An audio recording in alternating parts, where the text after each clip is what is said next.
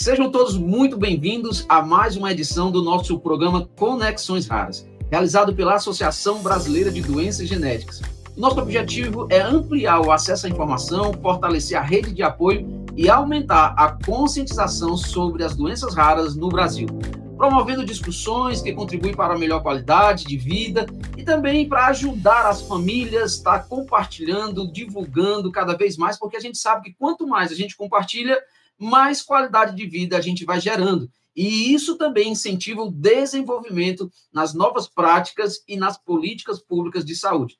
Então, eu sou o Lindenberg Salmito, sou diretor da Associação Cearense de Distrofias Musculares, pai de uma criança com uma condição rara. Também tenho um prazer enorme de estar conduzindo essa conversa. Também sou aquele que ajuda várias famílias, aqueles que estão dentro desse mundão raro e sempre descobrindo que a vida pós-diagnóstico. A gente está aqui para ajudar a compartilhar de todas as formas. Mas esse programa, esse episódio de Conexões Raras, ele só acontece justamente por você que está aqui nos assistindo, compartilhando, nos ajudando de alguma forma. E também nós estamos já aqui realizando esse episódio graças aos nossos apoiadores sociais. E a gente já agradece intensamente a eles, porque eles nos ajudam a levar esse conteúdo, nos ajudam a levar essa programação.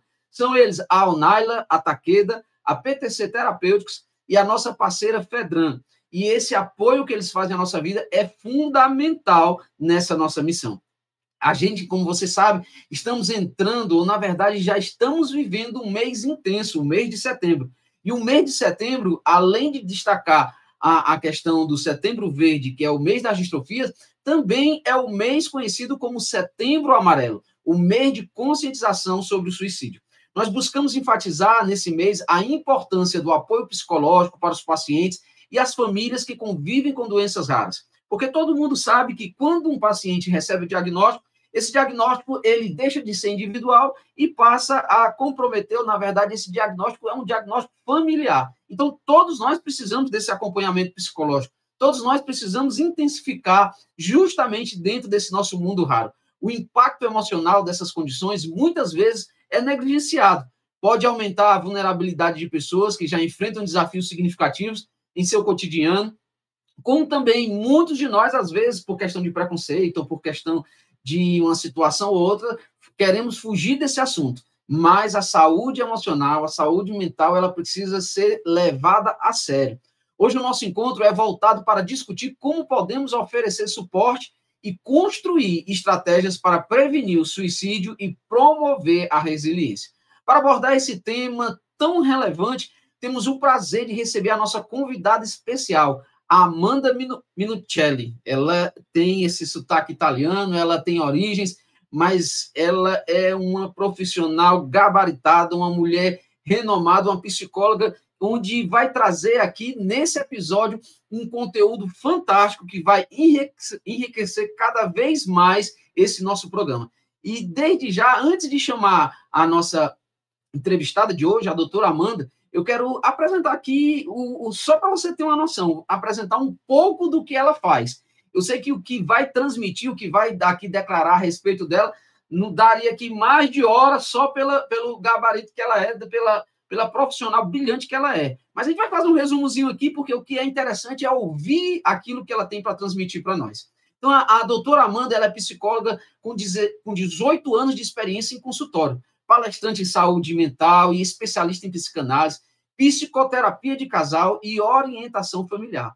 A doutora Amanda, ela coordena projetos como saúde mental nas empresas e a educação psicoemocional, além de atuar diretamente no apoio a pessoas com doenças raras e suas famílias, oferecendo um olhar cuidadoso e diferenciado sobre os desafios emocionais que essas condições impõem. Sua abordagem busca construir um espaço de segurança e acolhimento, auxiliando seus pacientes a liderarem com o impacto psicológico que essas doenças, a lidar com o impacto psicológico que essas doenças podem ter em suas vidas. A doutora Amanda, ela é alguém que vai encher os nossos olhos aqui diante dessa conversa. Então, se prepare, porque eu já quero chamar a doutora Amanda aqui. Seja muito bem-vinda, doutora Amanda, ao nosso programa Conexões Raras.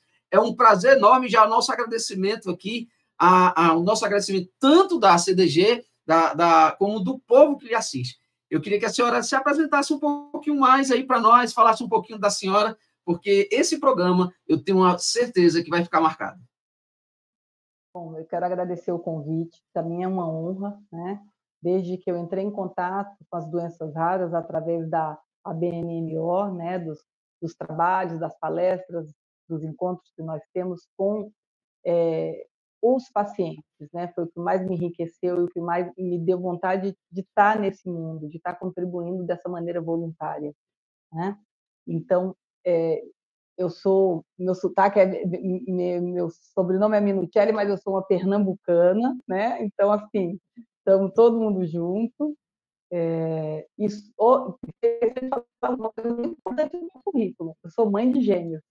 Olha aí que Então, maravilha. isso tem que estar no meu currículo, né? Porque eu acho que quando a gente consegue ter esse olhar para a família, a gente consegue entender, e mesmo não estando no lugar de fala, como você que tem uma criança, né, com uma doença rara, mesmo não estando nesse lugar, mas você consegue se colocar, você consegue ter empatia.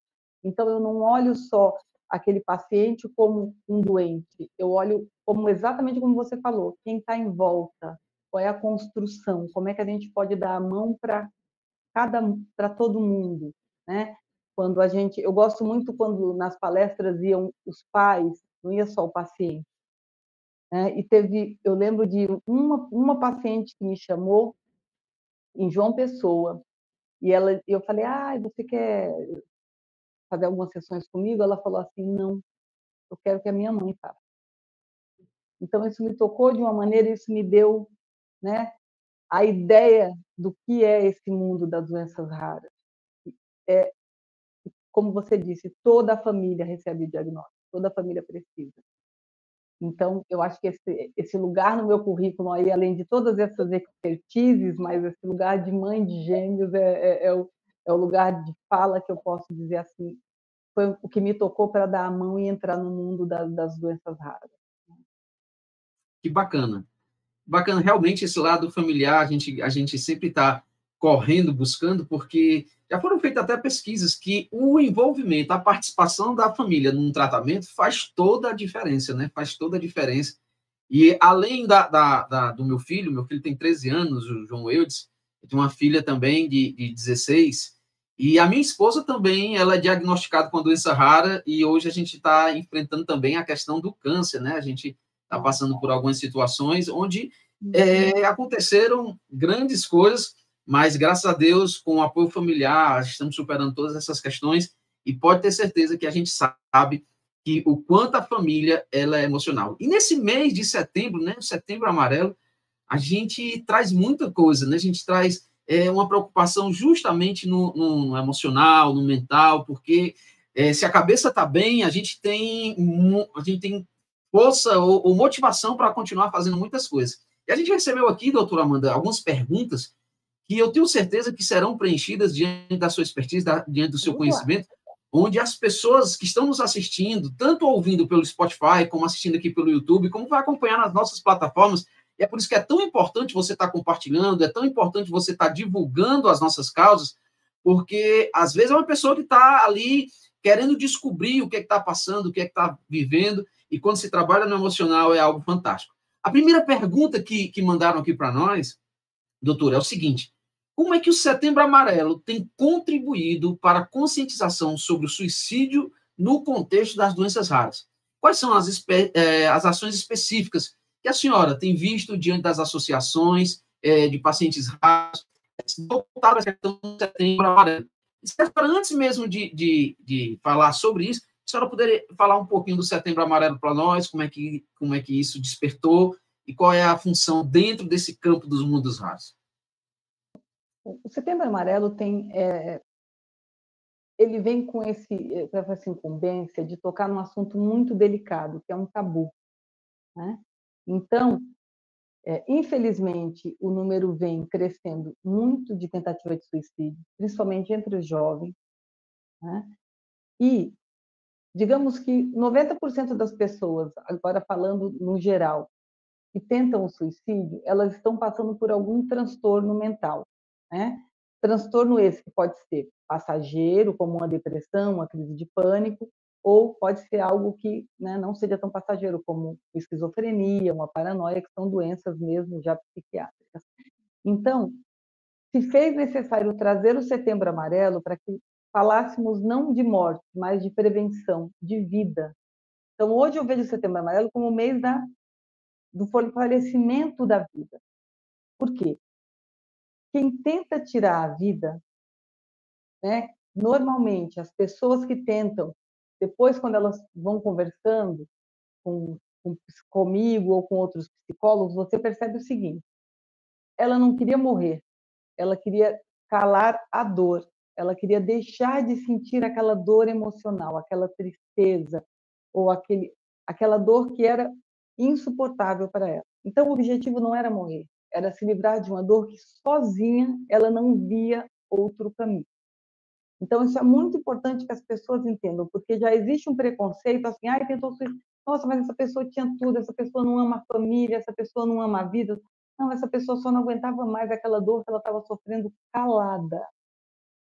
Então, por isso que o Setembro Amarelo é um momento da gente falar, por favor, acolham. O Setembro Amarelo é um momento de, muitas vezes, você que não entende o que aquela pessoa está vivendo, né? Nossa, mas essa pessoa tem tudo, como que ela pode estar em depressão?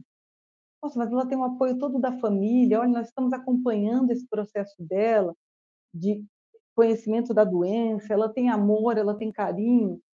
Por que que ela não consegue se animar, não consegue olhar para frente, não consegue entender que tem um caminho melhor para ela? Então, às vezes a gente não consegue entender isso. Então, o que eu sempre peço para as pessoas em relação a essa dor, não tentem entender, porque às vezes você não vai conseguir entender. Tentem acolher apenas. Tentem estar ao lado, né? Vem o preconceito, mas o que é isso? Se anima. Então, isso é algo que muitos pacientes compartilharam comigo, né? Então, nossa, mas olha, podia ser pior. Então, alguns pacientes de doenças raras ouvem esse tipo de observação, até das pessoas que os amam, né? Como uma maneira de fortalecê-lo, e a pessoa não consegue imaginar que podia ser pior, porque tem ali uma perda muito grande, né? Então, a pessoa está no meio do luto dela e tem alguém dizendo a ela que aquilo podia ser pior, que aquilo não é tão ruim assim, que aquilo pode ser transformado, que aquilo... Então, é o respeito à dor e a possibilidade dessa pessoa de dizer o que ela sente, de até reclamar, né? De ficar triste, de poder se lamentar pela condição que ela está vendo naquele momento, e isso ser acolhido, só ser acolhido com um abraço, com silêncio, né? Sem frases naquele momento, sabe? Aquelas frases de autoajuda, mas isso você vai ver, daqui a pouco você vai estar melhor, daqui a pouco vai passar. Eu acho que tem um momento que você precisa só acolher, para aquela pessoa não se sentir sozinha, né? Então, muitas das pessoas que tentaram suicídio, elas dizem, mas se eu dissesse que eu estava pensando nisso, iam dizer que eu era maluca, ou iam dizer que eu sou ingrata, que eu tenho uma vida maravilhosa. Então, o Setembro Amarelo, ele vem exatamente para a gente ficar atento e diminuir nosso preconceito em relação à saúde mental.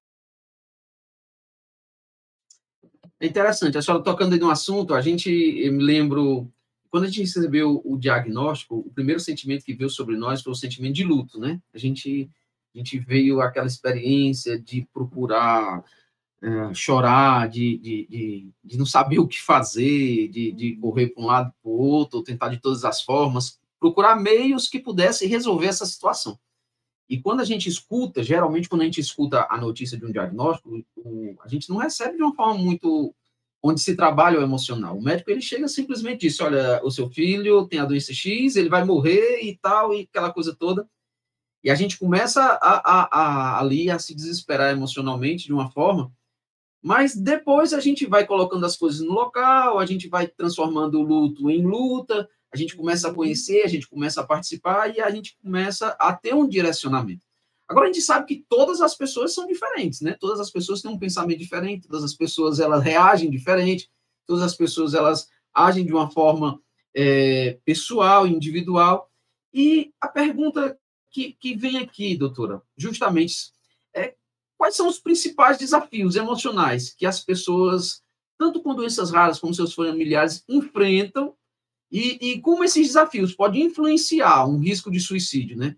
Como é que esse impacto psicológico de descobrir, de saber o diagnóstico, de receber essa notícia, como é que esse impacto psicológico dessa condição é diferenciado de outras situações? Você disse uma coisa bem interessante. Como o diagnóstico é dado pelo médico, a maioria dos médicos não tem esse trabalho de inteligência emocional, né? Até a gente brinca em psicologia, né? Não, mas o médico olha você como uma doença. Então, mas é o papel dele, né? O papel dele, se ele for entrar no emocional, às vezes ele vai, né? Ele não é preparado para isso. Então, e o médico às vezes precisa preparar você para o pior. Às vezes nem o pior vai acontecer, mas ele já vem preparando você para o pior. Então, há uma grande diferença quando você diz de uma pessoa que tem uma depressão, que tem um pânico, que tem todas essas coisas, elas estão no nível do mental.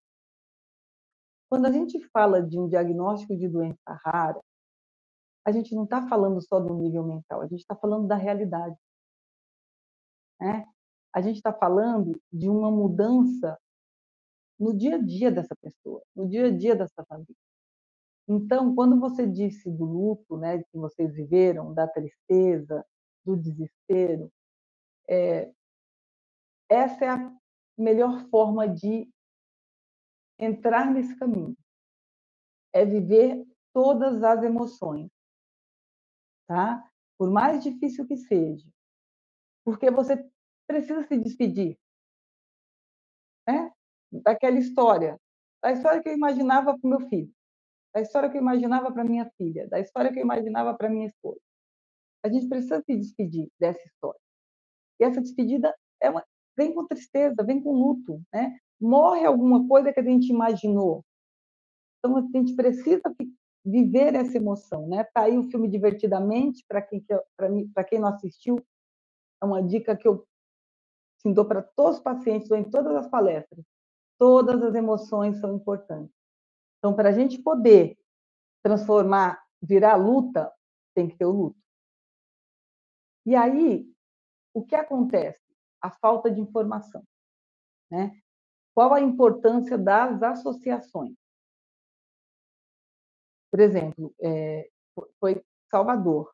Salvador conhecia uma mãe e uma menina de uma cidade bem pequenininha da Bahia.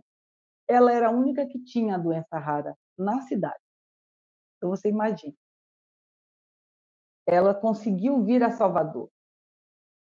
Aquele encontro com outras pessoas que falavam sobre isso para ela, nossa, ela falava emocionada, porque para ela a doença rara foi vista como um castigo, né? Que Deus não a amava. Então, foi essa interpretação que ela teve nesse momento, né? Por que comigo? Porque eu não sou digna do amor de Deus, ela era uma pessoa muito religiosa. Então, veja, o impacto emocional que tem na vida de uma pessoa, a gente não sabe como cada um vai olhar. Por que essa doença para mim? Por que só comigo? Porque às vezes acontece com o irmão e não acontece com o outro. Então, o impacto da doença rara e a possibilidade de perder o sentido da vida é muito grande, é muito maior. Porque realmente a gente tem que se preparar para uma nova vida, para outras possibilidades, para outras potencialidades. E naquele momento do diagnóstico, naquele momento que você não tiver o amparo de uma família e não encontrar informação, isso pode ser fatal. Porque para aquela pessoa, aquele diagnóstico pode significar o final da vida dela. Quando, na verdade, sim, é o final daquela vida que ela conhece até então, né? E aí, para ressignificar tudo isso, é importante que você tenha informação e o apoio.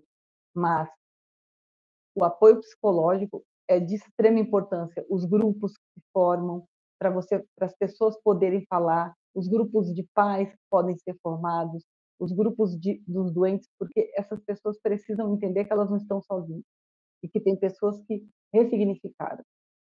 Mas o impacto realmente da ideação suicida é muito maior, porque parece que a sua vida perdeu o sentido. Então, há que se ter muito cuidado, há que se ter uma escuta muito delicada, né, para essas pessoas e para essas famílias, né? Só tocando aí na questão da jovem, a gente aqui passou por algumas experiências onde, com os pacientes, né, a gente tem muita coisa mudou durante o dia da descoberta, né? Já faz mais ou menos 8 anos que a gente descobriu, e por conta dessa luta, por conta desses momentos que a gente passou a trazer suporte, uma das conquistas maravilhosas que nós alcançamos junto à associação e aos pacientes é a equipe multidisciplinar. Por exemplo, o médico que já dava a notícia de qualquer jeito, hoje ele já é nosso amigo, hoje ele já é. Então, ele já diz assim: olha, tem esse telefone, essa família passa pela mesma experiência, eu estou dizendo para você que o diagnóstico é esse, mas eles vão te dar orientação, eles vão te dar força, eles vão te dar apoio, existe toda uma equipe, aí vai ter a psicóloga, vai ter o fisioterapeuta, vai ter o TO, vai ter... Então, isso a gente já conseguiu uma transformação. Só que como a gente está falando de Setembro Amarelo, e a senhora tocou nesse assunto dessa jovem, a gente passa por experiências com jovens aqui, porque também eles passam a mudar de vida. No caso do meu menino, que tem distrofia muscular do Duchenne, ele está na fase agora da adolescência. Então, o que é que acontece? Vê todo mundo saindo, vê todo mundo se planejando algumas coisas que naturalmente ele se enxerga e não pode contemplar a mesma situação de sair com os coleguinhas, de arranjar uma possível namorada, porque no caso, até conversando com um jovem já com a idade mais avançada, ele passou por uma experiência de que as meninas não queriam namorar com ele porque sabia que ele tinha programação para morrer. Então, como é que eu vou ter um relacionamento com alguém que está prestes ou que está nessa iminência de morte, né? Porque a pessoa em si não quer sofrer. E aí, por que eu estou apresentando isso? Porque tem uma pergunta aqui que vai falar justamente sobre esses alertas. Quais são os sinais de alertas mais comuns entre pacientes com doenças raras que pode indicar esse risco de suicídio, né? E como é que os familiares e os cuidadores podem identificar esses sinais? Porque eu converso muito no grupo com esses jovens, falo muito, a gente leva para estádio de futebol, a gente faz programação com eles, algumas coisas. Eu tive que mudar agora por conta dos novos diagnósticos. Mas a gente precisa estar atento a esses sinais. E a senhora podia trazer para nós, porque a vida deles, no caso, né, essa questão de mudança, de mudar para uma cadeira de roda, de passar por situações difíceis, de ter que estar frequentemente visitando hospitais e fazer essas coisas. Onde é que a gente pode perceber essa questão dos sinais, né? A senhora pode trazer para nós essa realidade? Principalmente nos jovens, né? Ficar atento a, olha, ele gostava de fazer algumas coisas dentro da possibilidade dele, e ele está deixando de fazer essas coisas. Então, essa falta de ânimo para fazer o que ele gosta, tá? Então, mesmo dentro dessa possibilidade, dessa nova possibilidade, né? De ser um cadeirante, de ser... Então, a pessoa, eu gosto de sair para ir em tal lugar, gosto de encontrar meus amigos, gosto... Então, ele vai se fechando. Frases como eu não aguento mais, né? Frases como acho que eu não vou conseguir, né? Frases que a pessoa está dizendo que ela não tem. Então, assim, é importante que essas frases sejam ditas e sejam acolhidas, né? A gente que ama tem muito essa mania de a pessoa falar assim, eu não tenho mais forças. Não, você tem, você é jovem, você tem coisa. Não. O que, né? Então, qual é o papel do familiar? Você não tem mais forças para o quê? Eu sei que é difícil ouvir, né? Então, não é algo que, até por uma defesa, muitos pais, muitas mães, não, você é jovem, você é forte, você vai conseguir, você sempre foi. Então, atente a essas frases. E quando essas frases virem, deixa, vai se aprofundando mais. Então, estou muito cansado, não aguento mais. Está cansado? Está cansado de quê, filho? Pode falar. Estou cansado disso, olha, de ver meus amigos saindo e eu não posso. Só o fato da pessoa poder falar daquilo, né? E por mais difícil que seja ouvir de um filho isso, é o papel daquele adulto que é mais maduro ouvir sem retrucar, ouvir sem dizer que ele está errado, que ele tem uma vida melhor que de algumas pessoas, que ele poderia estar numa situação pior. Vai deixando ele falar. Ah, mas é todo dia que você está assim? Né? Você está sentindo isso todo dia? Ah, é todo dia, eu não tenho vontade de fazer nada, não tenho vontade mais de fazer o que eu gostava, eu estou desanimado, eu acho que isso não está levando a nada, eu não vou melhorar nunca.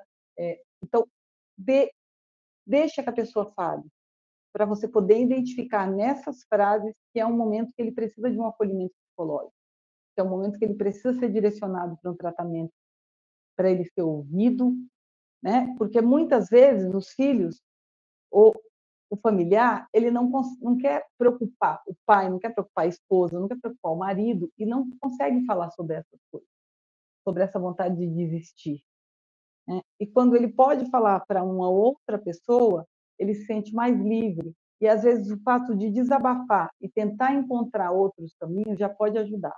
Mas essas frases de eu não aguento mais, isso não está levando a lugar nenhum, eu nunca vou ficar bom mesmo, então para que tudo isso? Essa desistência. E principalmente o que ele gostava de fazer antes, ele vai deixando de fazer isso, já é um grande sinal, né? Esse é um sinal que a gente tem que ficar atento. Nossa, mas olha, eu gostava de fazer isso.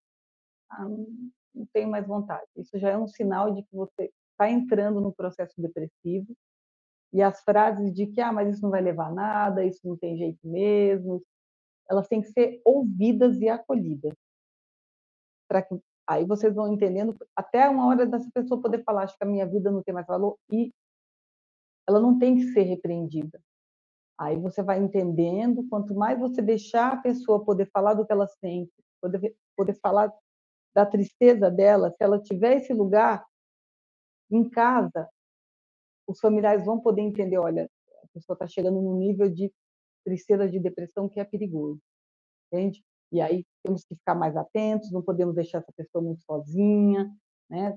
Sempre tentando estar junto, sempre tentando ir buscar ajuda emocional. Doutora Amanda, a gente tocou nesse assunto em relação ao paciente, mas a gente também tem uma demanda muito grande quanto ao familiar, né? A gente percebe, principalmente com as mãezinhas. Infelizmente, nesse mundo de doenças raras, às vezes o homem ele gosta de pular fora, né? A gente tem assim uma estimativa grande de separações, a gente tem uma estimativa grande onde a maioria de quem está no dia a dia são as mães. E a gente percebe claramente, né? É importante tocar nesse assunto porque também elas estão nos assistindo. A gente percebe claramente que as mães passam a deixar de viver para viver em função do diagnóstico. Então, assim, as mães já não se arrumam, as mãezinhas, elas às vezes chegam numa conversa, em algo que a gente promove, ou até num consultório, chega toda descabelada, chega toda sem nenhum olhar para ela. E, infelizmente, o que a gente tem percebido é que quem cuida está indo primeiro do que a pessoa que está com o diagnóstico.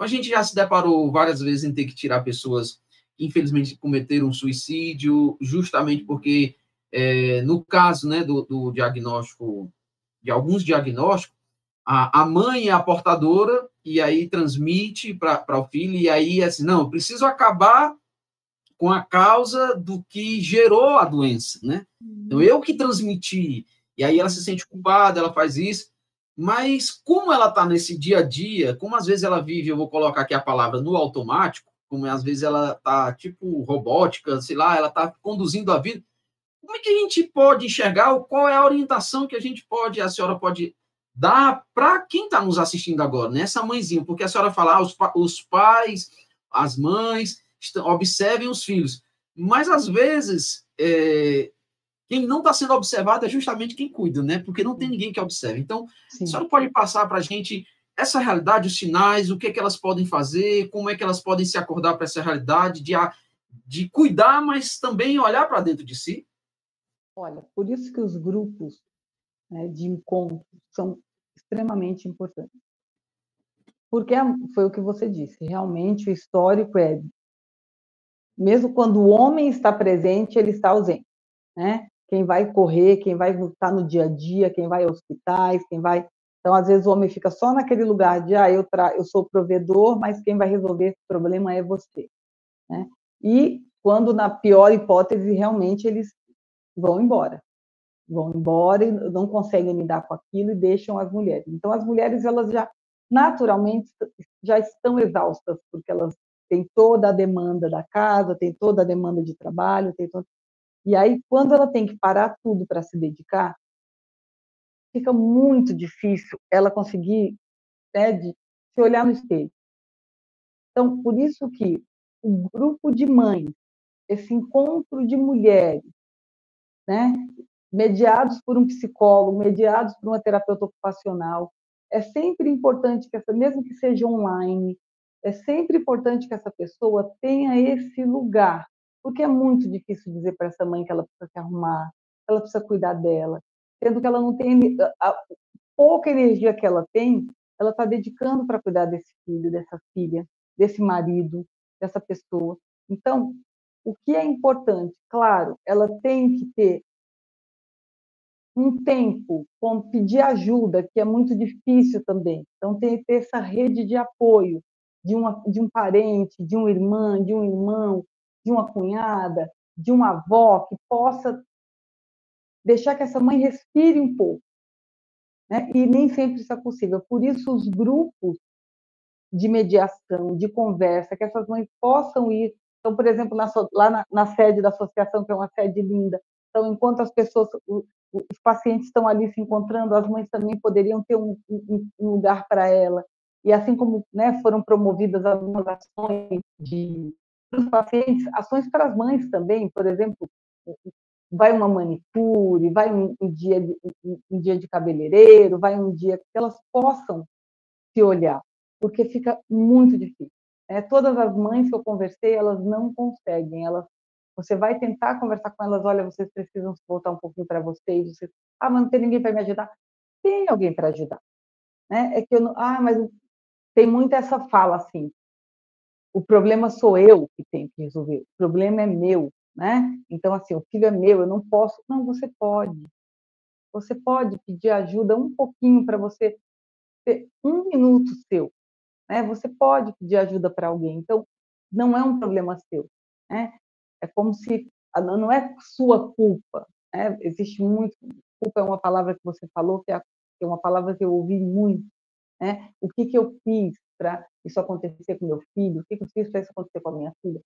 Então não fez nada, né? Então por isso que esse encontro dessas mulheres que podem falar das suas dores e às vezes uma contar uma piada, uma contar dar uma risada. Por isso que eu acho que as associações têm esse papel tão importante, entende? De cuidar também dessas mulheres. De ter o encontro dos pacientes e, ao mesmo tempo, ter o encontro das mães. Né? No momento que elas podem ali respirar, porque elas estão num lugar em que os filhos estão sendo olhados, que não é só no hospital. Realmente a gente precisa estar criando esses suportes, a gente precisa estar dando essa oportunidade, porque realmente é desafiador e a gente precisa romper com isso. Mas, doutora, também eu quero aqui trazer justamente uma das perguntas que colocaram aqui, como é que o apoio psicológico pode transformar a experiência de viver com uma doença rara, especialmente em momentos de crise emocional? A senhora pode nos dar exemplo de intervenções que a senhora considera eficazes? Primeira coisa, né? Como eu disse, às vezes o paciente, para não levar um peso, para a família, ele se cala. Né? Então, ele vai escalando e guardando todas aquelas palavras negativas, a raiva, né? Porque eu acho que o diagnóstico ele vem trazendo, primeiro, tristeza, muita raiva, né? E isso precisa ser colocado para fora, isso precisa ser o que a gente chama em psicologia elaborado, isso precisa ser ouvido e respeitado.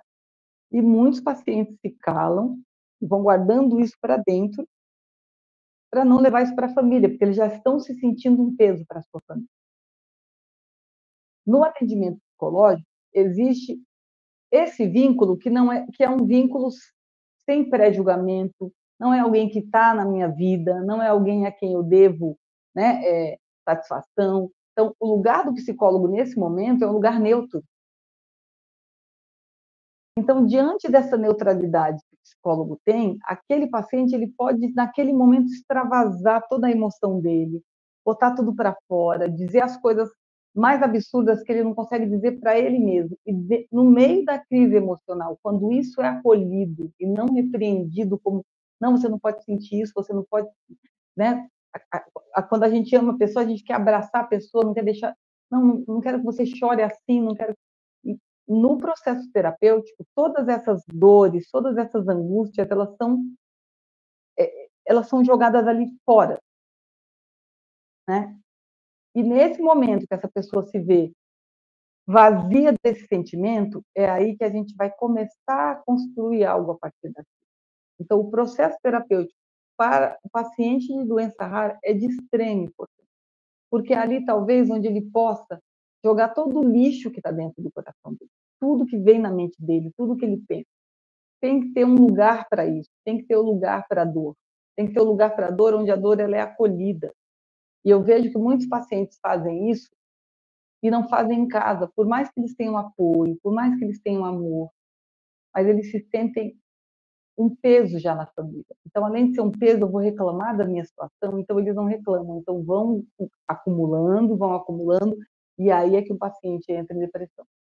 Então, no apoio psicológico, ele pode extravasar, dizer da dor dele, dizer dos pensamentos que ele vai tendo, e a gente vai direcionando esse pensamento. Tá, mas o que a gente pode fazer com isso?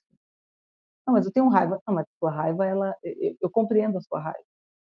Então, nesse processo terapêutico, eu sou um espelho, e quando você se vê refletido, é um lugar onde você pode jogar a raiva, você pode usar aquela pessoa como alguém que vai aguentar a sua dor, isso ameniza muito e passa a tempestade, e aí a pessoa pode começar a construir um novo caminho. Então, o processo terapêutico para as pessoas de doenças raras, o psicólogo ele tem que saber aguentar o incômodo, a dor, porque é esse lugar. O paciente precisa se livrar, que está tudo dentro dele, para ele poder se acalmar e poder olhar algum caminho que seja possível para ele. Mas não é um lugar fácil. Então, o psicólogo ele tem que estar preparado para isso. Não vai ser uma terapia onde normalmente a pessoa vai falar de coisas boas, vai trazer. Às vezes é um espaço só para ele jogar aquela dor e aquela raiva para fora e naquele momento ser acolhido, não ser julgado, não sentir um estorvo, não sentir que ele está atrapalhando a vida de alguém que ele ama. Então, essa é a importância do acolhimento psicológico para o paciente com doença rara.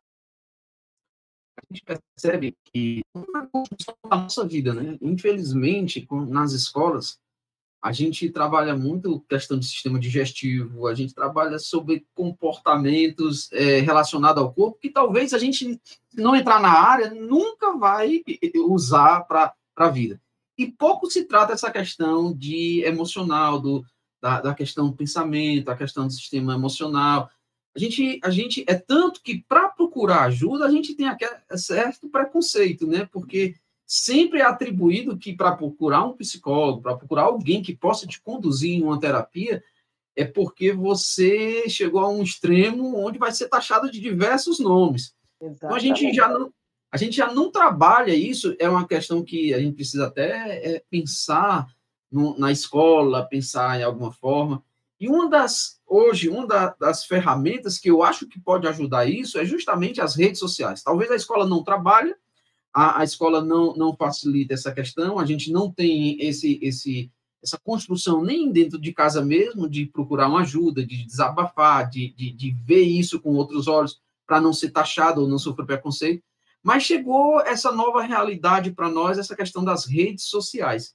E eu pergunto para a senhora, qual é o impacto que a senhora acha que as redes sociais, qual é o impacto das redes sociais na vida emocional dos pacientes raros que têm diagnóstico?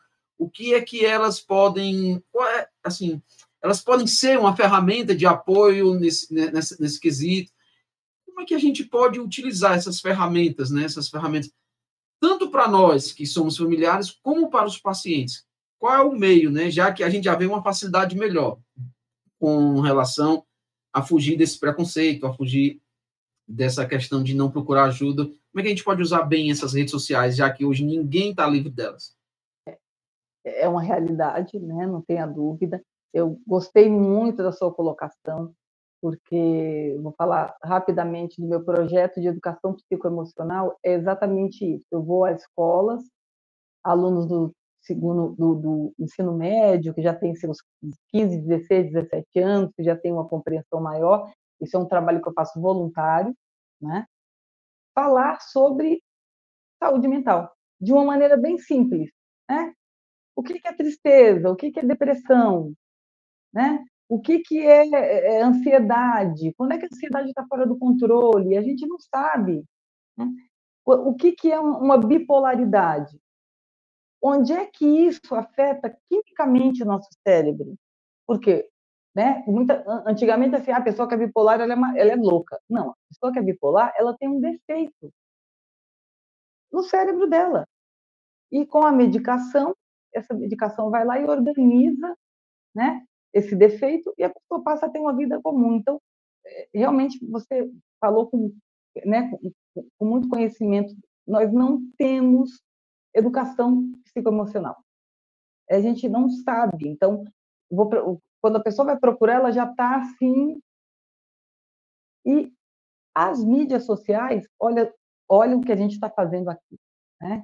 Compartilhando para um número de pessoas que a gente não conhece, que a gente não imagina quantas pessoas estão nos ouvindo. As mídias sociais, para o caso de pacientes de doenças raras e para as famílias, eu acho que é uma ferramenta riquíssima, a partir do momento que se busque informação nos canais corretos. Né? Por exemplo, isso que a gente está fazendo aqui, palestras, ou mesmo, ele tem um amigo que fazia o trabalho comigo, então ele fez, para uma das associações, ele fez aula de canto para os cuidadores.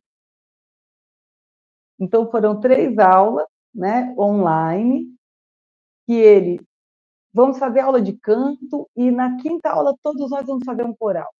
Veja, isso é um momento de arte na vida de um cuidador. Né? Quando que essa pessoa teria esse acesso se não fosse a mídia? Né? E foi tudo feito pelo Instagram. Entende? Então, a mídia social para o paciente de doenças raras, hoje, pode ser muito benéfico, desde que ele busque os canais que vão trazer informação. Porque, como nós sabemos, existe muita desinformação também nas mídias.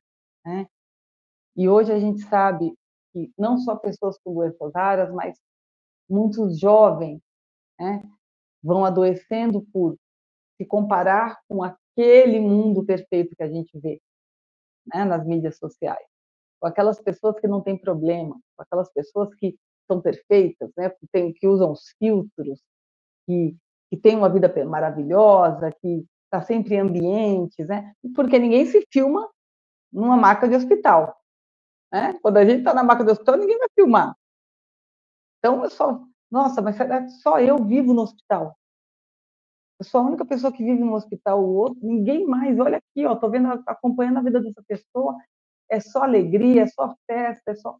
Então, tem esse lado, né, que o paciente de doença rara ele não deveria consumir tanto, porque não é um mundo real, esse não é um mundo de verdade. A pessoa não posta ali quando ela está com problema com o filho, ela não posta quando ela está doente, ela não posta quando ela está com problema emocional, ela só posta quando ela está feliz. E, por outro lado, eu acho que as associações têm que ser cada vez mais atuantes, cada vez mais trazer pessoas que falem de como elas ressignificaram a vida. Eu acho que o paciente conseguiu ressignificar. Eu lembro de uma pessoa que, numa das palestras, que ela ficou cadeirante e ela começou a fazer artesanato. Então, veio a tristeza, veio a dor, veio tudo isso, ela teve que trabalhar tudo isso, e depois ela, como é que ela ressignificou a vida dela? Fazendo artesanato. Então ela falou, bom, eu não posso mais trabalhar, eu não posso mais, mas eu posso usar minhas mãos e me adaptar e fazer artesanato, né?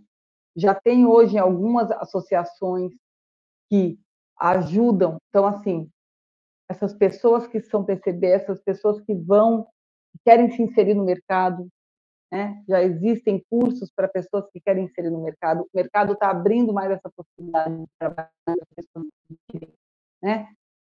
Úteis, contribuindo de alguma maneira. Então, as mídias sociais elas podem ser muito boas, desde que sejam canais para que tragam informação para esses pacientes. Por isso que eu estou muito feliz de estar aqui, podendo compartilhar um pouquinho, né, do meu saber, do que eu sei com as pessoas, porque tem caminho, né? São propostas como essa que você está trazendo que vão ajudando essas pessoas. Então, as mídias têm que ter esse sentido de informação, sabe? E acho que quanto mais os pacientes falarem de como eles ressignificaram a vida, vai servir de exemplo para quem está começando. Muito bacana, muito legal realmente ouvir todas essas informações.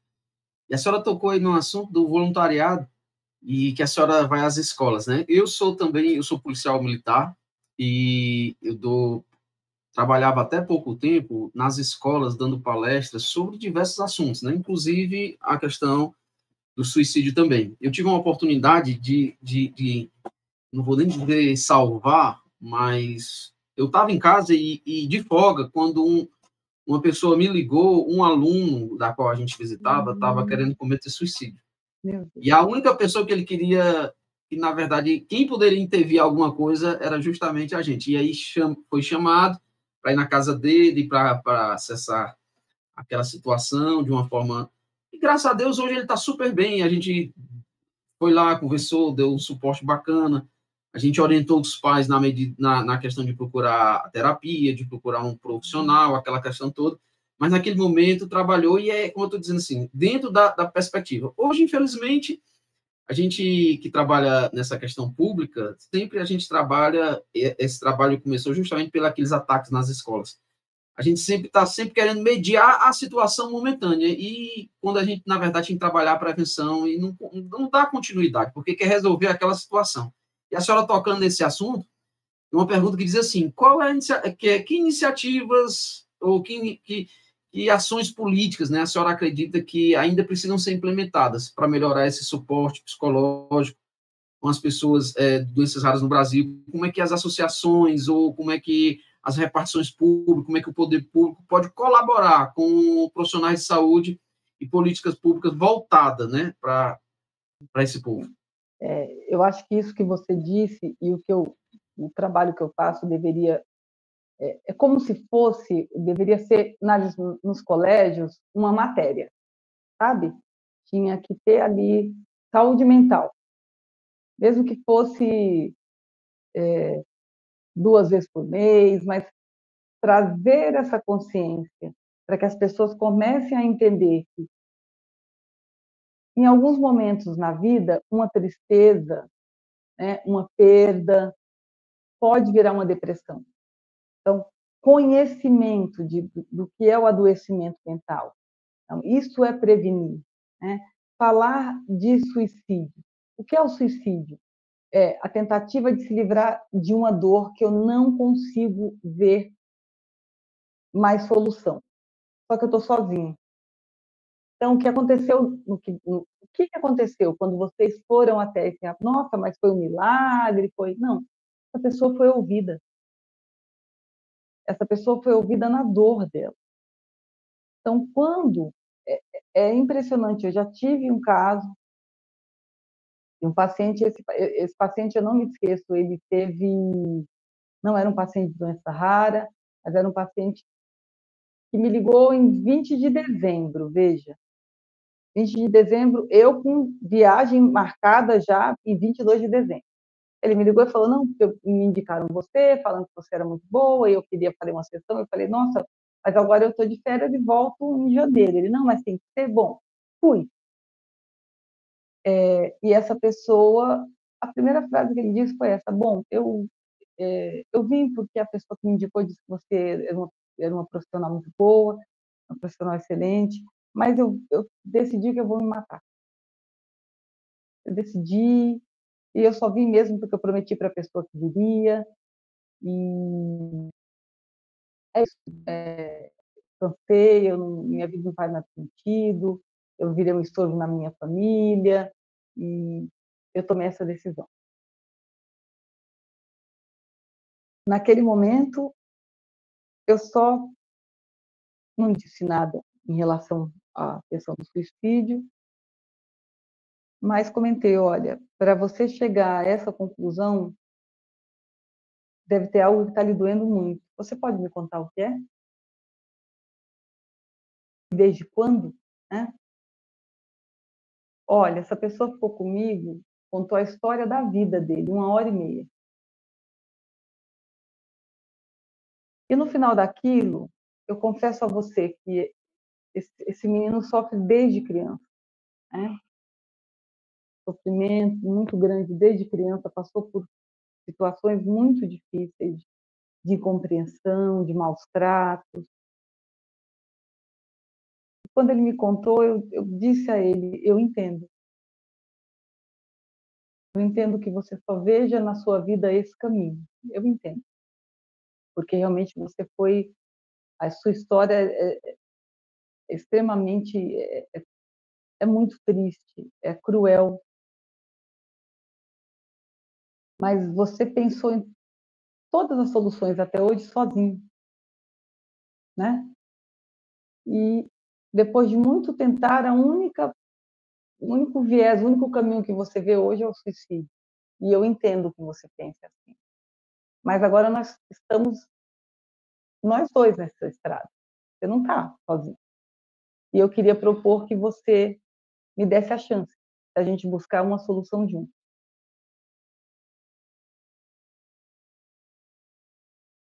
Assim como eu, que não estou mais trabalhando, vim hoje lhe ouvir, eu queria que você me desse essa chance da gente buscar junto uma solução. E ele aceitou. E ele me disse: você é a primeira pessoa que não me julgou por eu dizer que queria morrer.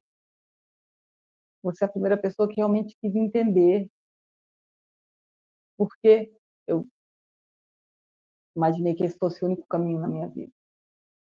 Então, eu acho que se você me ouvir, e eu vou confiar que a gente vai conseguir fazer um trabalho junto. Então, eu prometo que eu volto daqui a 2 semanas para a gente tentar encontrar esse caminho juntos. E é isso, foi o que aconteceu com o seu menino aí também, né? A gente fez um trabalho, a gente conseguiu encontrar um caminho para ele. Então, veja, essa pessoa só precisa de um lugar onde ela possa falar de verdade o que ela sente, falar da dor dela e ser acolhida nesse lugar, como você deve ter feito com seu menino, né? Ele pôde falar do que ele sente, porque às vezes, imagina eu como mãe ouvir de um filho que ele está querendo morrer, né? Como mãe, eu ia me desesperar, né? Como mãe, eu ia me sentir caindo num buraco. Então, é esse lugar que as associações devem buscar. É esse lugar que eu convoco mais psicólogos para serem voluntários, né? 1 hora do seu dia de voluntariado, né, para as associações de doenças raras, nossa, o que isso vai contribuir, né? Não só para aquela pessoa, mas para uma família inteira. Então, as políticas públicas têm que sim ser voltadas para a saúde mental, né, nessa equipe de multidisciplinar. Então, eu vi aí em Fortaleza um trabalho muito bonito, de uma equipe muito forte, mas que em outras cidades não tem. Em outras cidades é um neurologista e pronto, né? A pessoa não é acolhida. Aí eu conversei com um dos médicos, ele falou: não, a gente aqui, lá é assim, ó, tem o meu consultório, às vezes tem até uma porta no meio que a gente já abre, senhor fulano, vou mandar fulano para você, que tem que ver isso, tem que ver aquilo, tem que ver tal coisa, tem que ver... Essa equipe multidisciplinar, e nessa equipe o poder público tem que incluir a saúde mental. Sem saúde mental não há saúde. Como é que uma pessoa vai aderir a um tratamento se ela não entender que ela pode ressignificar a vida dela, se ela não entender que aquela raiva e aquela tristeza que ela está sentindo são normais?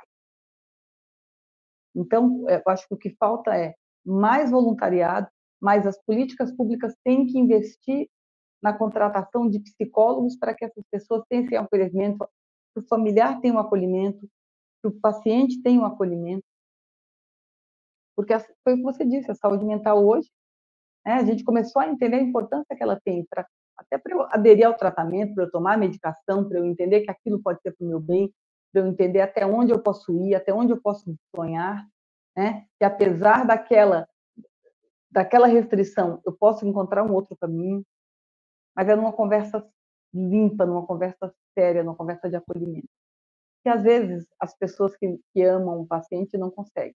Elas também estão feridas, elas também estão machucadas, elas também estão mobilizadas. Doutora Amanda, foi muito bom essa nossa conversa.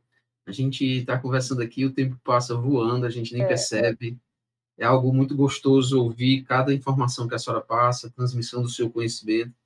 Deve ser muito bacana poder participar de uma terapia sendo dirigido pela senhora. E a gente só tem a agradecer. Agradecer mesmo aqui, em nome da Associação Brasileira de Doenças Genéticas, em nome dos pacientes raros, em nome dos familiares, a gente só tem a agradecer essa contribuição que a senhora disponibilizou um tempo para estar aqui junto conosco, porque esse nosso bate-papo, muitas pessoas que estão assistindo, ouvindo a gente, com certeza vai sair daqui com uma solução. Vai sair aqui, no mínimo, uma vontade, um despertamento para começar algo novo e buscar essa ajuda. Mas antes de encerrar, eu queria deixar com a senhora alguma palavra que a senhora queira dar em relação ao que a gente não tocou, ou que a senhora acha necessário trazer aqui para nós essa informação, juntamente com essa palavra, suas considerações finais, porque eu sei que nesse universo de informações que a gente tocou aqui, ainda existe alguma coisa que é necessária, e aí eu queria deixar a senhora à vontade. Não entender a dor, né? Que é muito comum, porque a dor é de cada um e não nos faz menor. Então, às vezes, o silêncio diante da angústia, da agonia do outro, a gente sempre tem esse impulso de eu vou falar alguma coisa que vai ser bom para essa pessoa, eu vou falar alguma coisa que vai tirar essa pessoa desse lugar de dor, Às vezes, a gente precisa não estar à frente puxando alguém. É importante estar ao lado.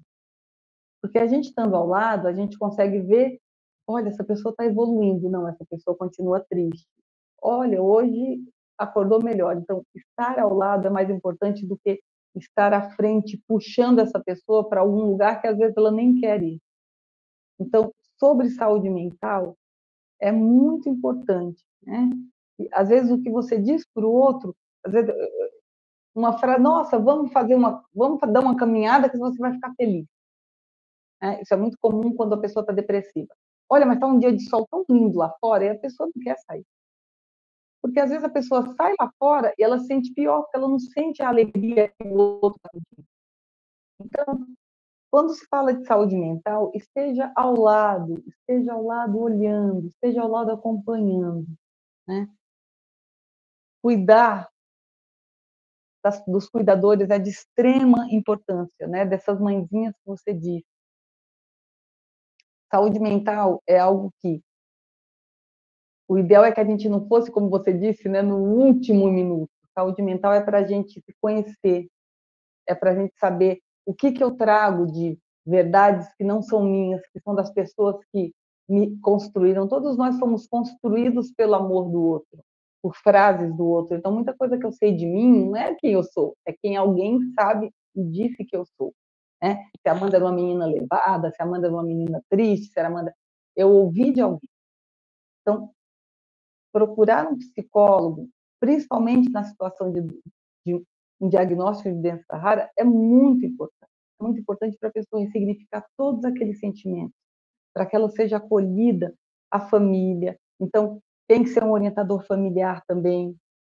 Então, além de falar com o paciente, falar com a família, orientar a família. Então, que as políticas públicas se atentem para isso, né?